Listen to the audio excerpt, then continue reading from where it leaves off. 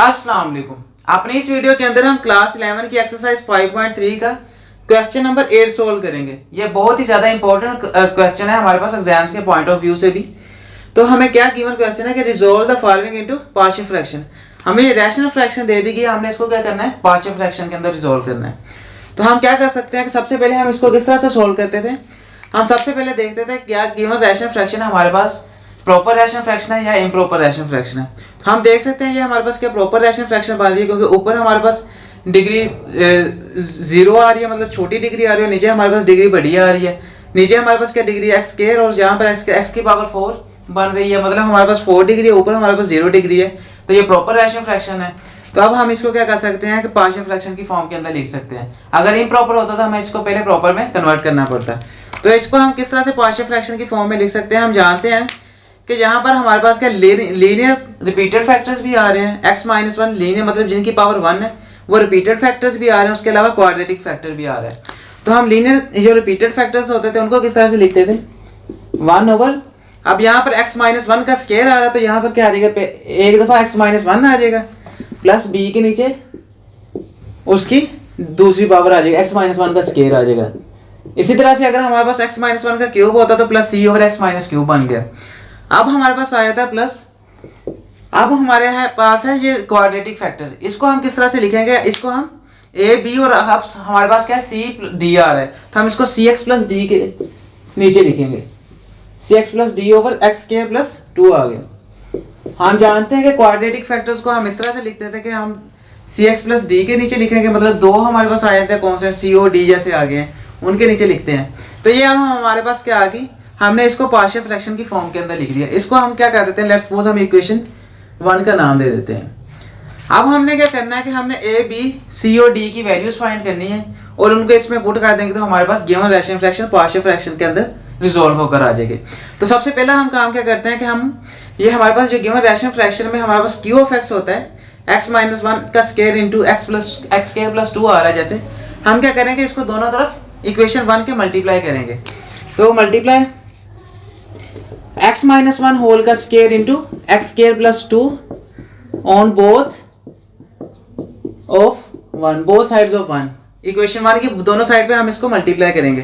तो जब हम इसके साथ मल्टीप्लाई करेंगे लेफ्ट हैंड साइड पे, तो ये हम जान सकते हैं कि हमारे पास क्या सेम आ रहे हैं, x-1 का square into x square plus 2 same आ रहे हैं, तो ये दोनों आपस में कैंसिल हो जाएंगे, तो बाकी हमारे पास क्या बच जाएगा 1। इसी तरह से a इंटू, अगर हम इस तरफ मल्टीप्लाई करें, हमें क्या करना पड़ेगा, हमारे पास राइट हैंड साइड पे प्लस आ रहा है दरमियान में, तो हमको सभी के साथ अलग-अलग से इसको अप्लाई करना पड़ेगा। तो क्या होगा कि जब a ओवर x-1 के साथ ये मल्टीप्लाई होगा, तो अब हमारे पास क्या इसकी पावर 2 आ रही है यहाँ पर, तो एक पावर के साथ एक पावर कैंसिल हो जाएगी, बाकी हमारे पास क्या रह जाएगा, x-1 into x square plus 2 रह गया, प्लस b ओवर, यहाँ पर भी अगर हम इसको मल्टीप्लाई करेंगे b over x square minus 1, x-1 whole के स्क्वायर को x-1 होल का square into x square plus 2 के साथ, तो x-1 होल के स्क्वायर के साथ x-1 होल का स्क्वायर कैंसिल हो जाएगा, बाकी हमारे पास क्या रह गया, x square plus 2 plus cx plus d आ गया इंटू, अब हमारे पास अगर इसको मल्टीप्लाई करेंगे इसके साथ, तो क्या आएगा, एक्स स्क्वायर प्लस 2 के साथ एक्स स्क्वायर प्लस 2 कैंसिल हो जाएगा, बाकी हमारे पास क्या रहेगा, x-1 होल का स्क्वायर। तो हम इस इक्वेशन को इक्वेशन 2 का नाम दे देते हैं। हमने क्या कर लिया, अपनी इक्वेशन को क्लियर कर लिया, मतलब क्वेश्चन खत्म कर लिया। अब हम क्या करें कि एक ही हम जानते हैं कि अब हमने हमारे पास क्या होता है कि वैल्यूज फाइंड करने के लिए जिस जो लीनियर फैक्टर होता है उसको हम क्या करते हैं कि 0 के इक्वल रखते हैं। यहाँ हमारे पास x-1 की पावर 1 आ रही है, होल पावर 1, तो इसको हम क्या कर देंगे 0 के इक्वल रख देंगे। तो put x-1 is equal to 0, तो ये किसके इक्वल आ गया हमारे पास, x किसके इक्वल आ गया, 1 के। अब हमारे पास ये जो वैल्यू है ये x की, हम इसको क्या करेंगे इक्वेशन 2 के अंदर पुट करेंगे। तो 1 is equal to a into 1 minus 1 आ गया इंटू 1 का स्क्वायर प्लस 2 आ गया, प्लस b। हम देख सकते हैं कि यहाँ पर अगर हम 1 माइनस 1 करें तो ये क्या बन रहा है, 0। 0 को जब इस सारी क्वांटिटी के साथ मल्टीप्लाई करेंगे इसको भी क्या कर देगा 0, मतलब 0 जिसके साथ भी मल्टीप्लाई होता है उसको भी क्या कर देता है 0। तो यहाँ पर डायरेक्ट ही 0 लिख देते हैं, तो यहाँ पर हमारे पास क्या आ जाएगा 0 प्लस, अगर हम यहाँ पर पुट करें b इंटू हमारे पास क्या 1 का स्क्वायर प्लस 2 आ गया, प्लस इसी तरह से हमारे पास यहाँ पर अगर हम 1 पुट करेंगे तो 1 माइनस 1 बन जाएगा 0, और 0 का स्केयर भी 0 ही होगा, और 0 जब इसके साथ मल्टीप्लाई होगा इसको भी क्या कर देगा 0, तो यहाँ पर भी 0 आ जाएगा। तो यहाँ से हमें क्या बन गया, b इंटू 1 का स्केयर 1 प्लस 2 बन गया हमारे पास। तो यहाँ से क्या लिख सकते हैं, 1 is equal to b into 3 आ गया हमारे पास। 1 प्लस 2 क्या होता है 3। और अगर हम क्या करें यहाँ से b की वैल्यू फाइंड करें तो b किसके इक्वल आ जाएगा, 3 इस तरफ मल्टीप्लाई हो रहा तो इस तरफ जाकर डिवाइड हो जाएगा, b हमारे पास आ गया 1/3 के इक्वल। इस तरह से हमने क्या कर लिया, b की वैल्यू फाइंड कर ली। अब हम क्या कर लेते हैं कि हम इसी तरह से a, c और d की वैल्यू फाइंड कर लेते हैं।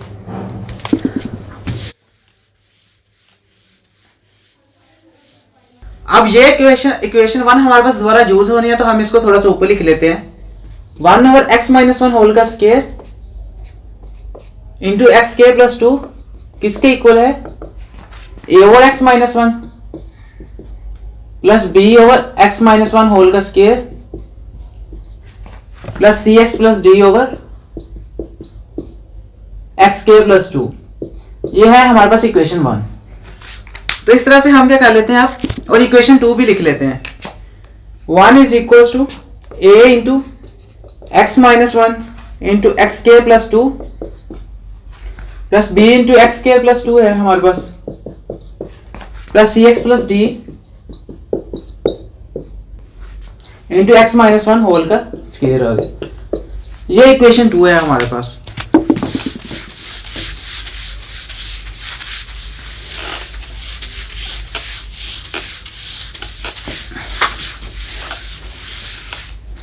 अब हमने क्या करना है कि हमने ये हमारे पास b की वैल्यू होगी, a, c और d की वैल्यूज फाइंड करनी है।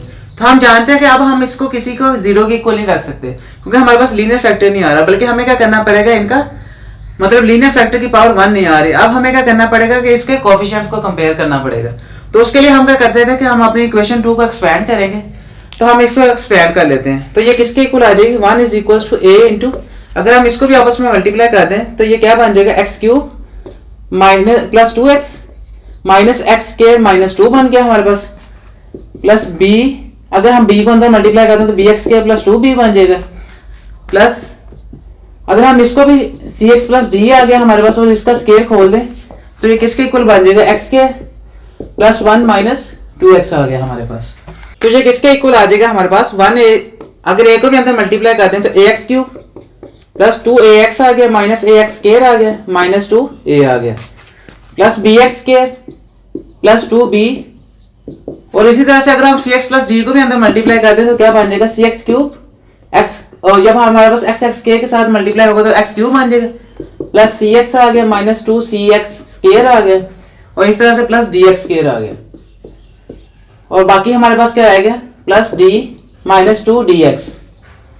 तो अब हम क्या करते हैं कि हम लाइक टर्म्स को इकट्ठी कर लेते हैं, मतलब क्यूब वाली टर्म से इकट्ठी कर लेते हैं, इस तरह स्केयर वाली टर्म से इकट्ठी कर लेंगे।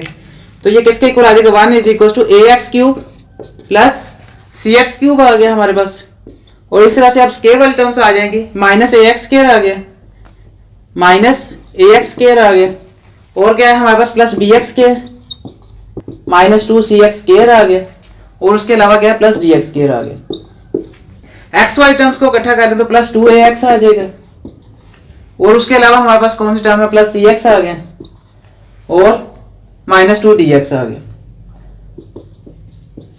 अब सिंगल टर्म्स को हम इकट्ठा कर लेते हैं, कांस्टेंट टर्म्स को, माइनस 2a आ जाएगा यहां से, उसके अलावा हमारे पास क्या आ गया, प्लस 2b, और यहां से हमारे पास क्या आ गया, प्लस d।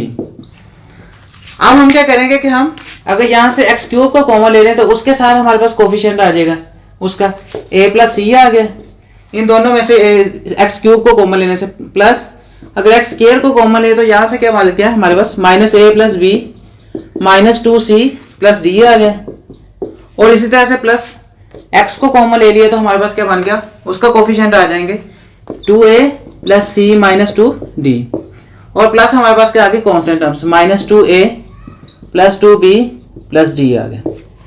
अब हमारे पास क्या आ गया, हमने कोफिशिएंट्स फाइंड कर लिया कि हमारे पास एक्स क्यूब का कोफिशिएंट क्या आ गया जो उसके साथ मल्टीप्लाई हो रहा है a प्लस सी।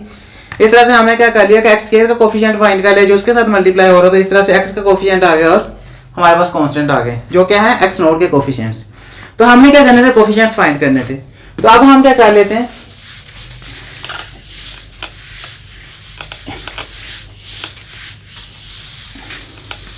इसको थोड़ा सा ऊपर लिख लेते हैं क्योंकि इसकी हमें जरूरत पड़ेगी।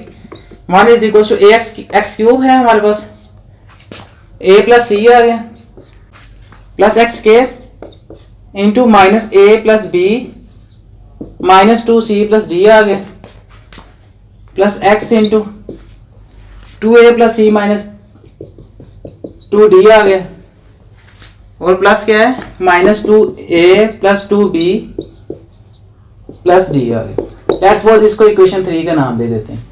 अब हमने क्या करना है कि हमने दोनों तरफ से कोफिशिएंट्स कंपेयर करने हैं। तो हम क्या करेंगे कि सबसे पहले एक्स क्यूब के कोफिशिएंट्स कंपेयर करेंगे, compare coefficients of x cube.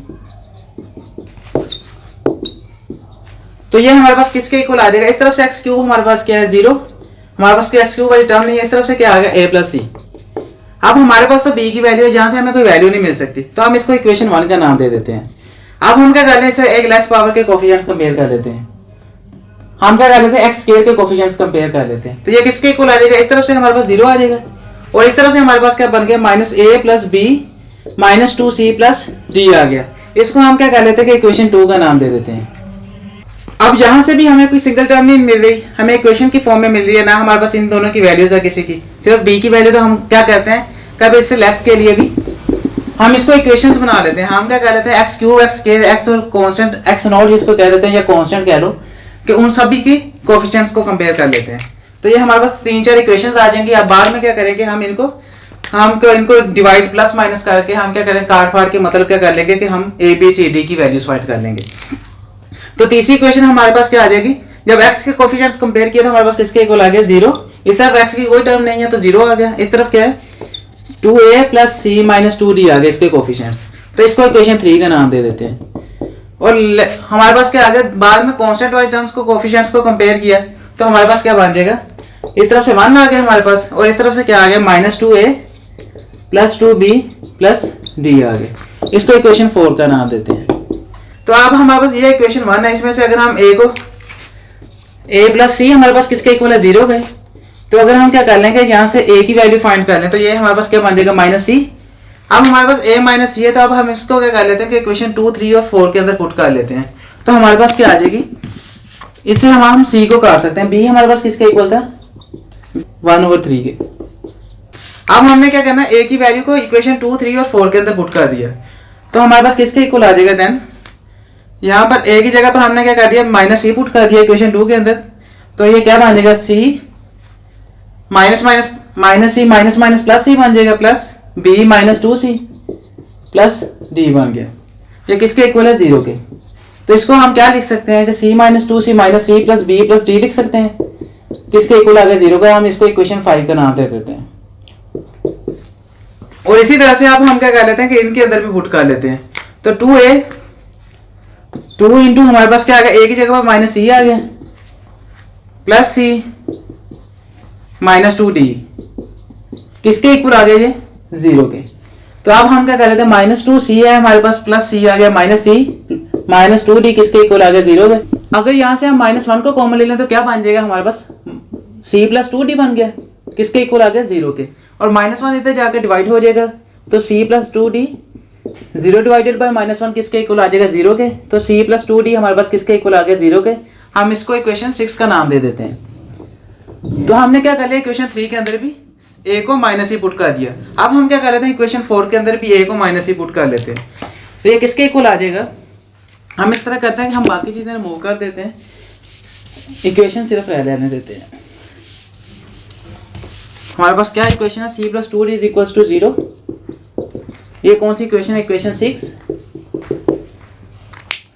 और इसी तरह से इसको भी रिमूव कर देते हैं, और यहाँ से ये भी रिमूव कर देते हैं, और ये भी हम क्या कर देते हैं रिमूव कर देते हैं। अब हम क्या कर लेते हैं कि a is equal to minus c किसके इक्वेशन 4 के अंदर पुट कर देते हैं। तो ये किसके इक्वल आ जाएगा 1 is equal to minus 2 into a की जगह पर माइनस सी पुट कर दिया प्लस 2b प्लस 2d आ गया प्लस d आ गया। तो ये किसके इक्वल था 1 के, किसके इक्वल आ गया माइनस माइनस प्लस 2c बन जाएगा प्लस 2b प्लस d आ गया। तो हम इसको क्या इक्वेशन का नाम देते हैं, इक्वेशन 7 का नाम दे देते हैं।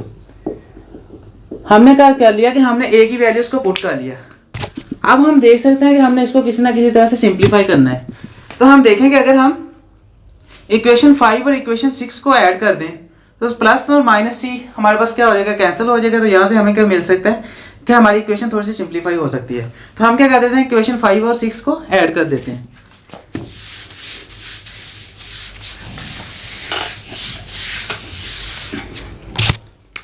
फाइव प्लस 6 ऐड कर दी हमने, minus c plus b plus d is equal to 0 है हमारे पास 5 इक्वेशन। और ये क्या सी प्लस 2d किसके इक्वल है, 0 के। तो ये क्या बन जाएगा, जब इसको ऐड करेंगे तो ये माइनस और प्लस क्या हो जाएगा, कैंसिल, 0 के इक्वल आ जाएगा। हम इसको कैंसिल ही कर देते हैं।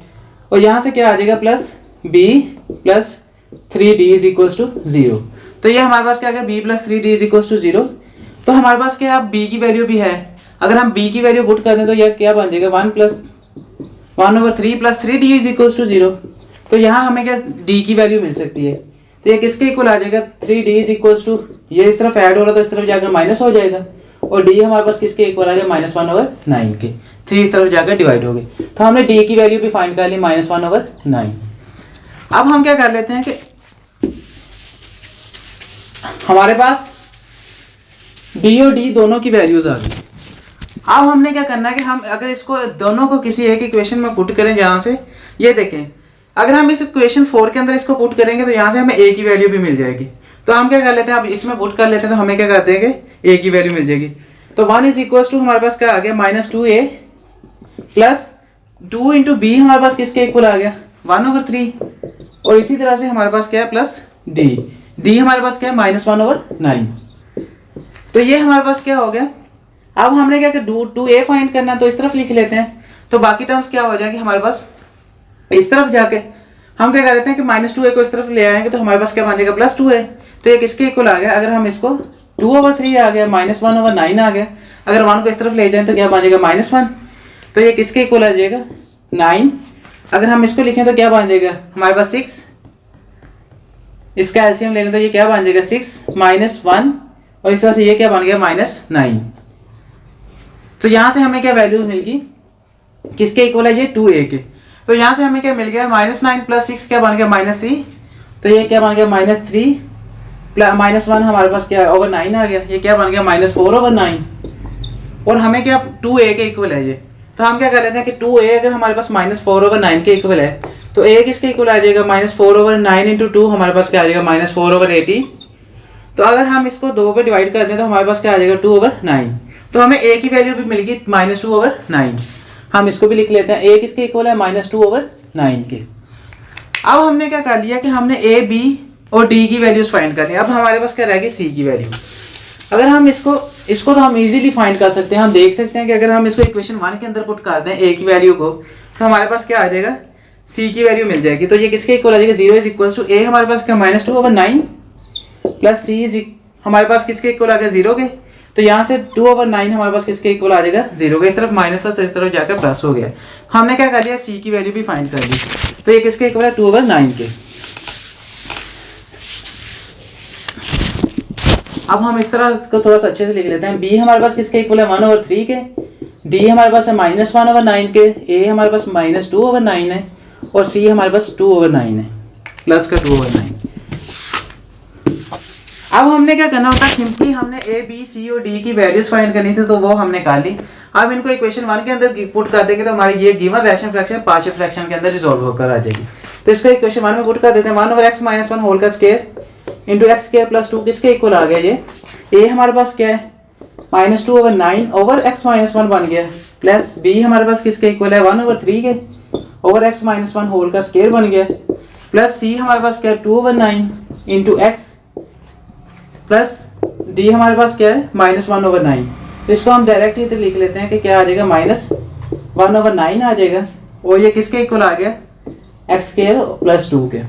अब हम क्या कर लेते हैं कि हम जानते हैं कि a over b over c किसके इक्वल होता है, a ओवर b c के बटे का बटा भी बटे में आ जाता है। तो ये किसके इक्वल आ जाएगा, अगर 9 है हमारे पास a over b over c की फॉर्म बन रही है तो ये किसके इक्वल आ जाएगा। देन इसको थोड़ा सा सिंप्लीफाई कर लें तो ये -2/9 इंटू एक्स - 1 आ गया प्लस 1/3 इंटू एक्स - 1 होल का स्क्वायर आ गया। प्लस अगर हम यहाँ पर एलसीएम ले लें तो क्या बन जाएगा, 9 2x - 1 over x square plus 2 बन गया। तो ये किसके इक्वल आ जाएगा, -2/9 into x - 1 plus 1/3 into x - 1 whole का square plus 2x minus 1/9 into x plus x square plus 2। तो ये हमने क्या कर लिया, अपनी गिवन रैशनल फ्रैक्शन को पार्शियल फ्रैक्शन के अंदर रिजोल्व कर लिया। तो ये हमारे पास क्या आ गया, आंसर। तो इस तरह से आप इस तरह से इस क्वेश्चन को स्टेप बाय स्टेप सोल्व कर सकते हैं। आई होप ये क्वेश्चन आपको समझ आ गया होगा। अगर आपका इस क्वेश्चन से रिलेटेड कोई भी कॉन्सेप्ट से रिलेटेड कोई भी क्वेश्चन हो तो आप कमेंट कर सकते हैं। मैं कोशिश करूंगा कि जल्द से जल्द आपका रिप्लाई दी जाए और आपका रिप्लाई दिया जाए और आपको वो कंसेप्ट क्लियर करवाया जाए। अब अपनी नेक्स्ट वीडियो के अंदर हम एक्सरसाइज 5.3 का क्वेश्चन 9 सोल्व करेंगे। उस वीडियो का लिंक इसी वीडियो के डिस्क्रिप्शन के अंदर प्रोवाइड कर दिया गया है, वहां से देख सकते हैं, या पार्शियल फ्रैक्शन की प्लेलिस्ट के अंदर जाकर भी देख सकते हैं। अगर आपको ये वीडियो पसंद आई हो तो इस वीडियो को लाजमी लाइक कीजिएगा और हमारे चैनल को लाजमी सब्सक्राइब कीजिएगा, ताकि जैसे नई वीडियोस अपलोड होती हैं आप जल्द से जल्द उन वीडियोस को देखते जाएं। Thank you so much for watching. मिलते हैं नेक्स्ट वीडियो के अंदर। अल्लाह हाफिज़।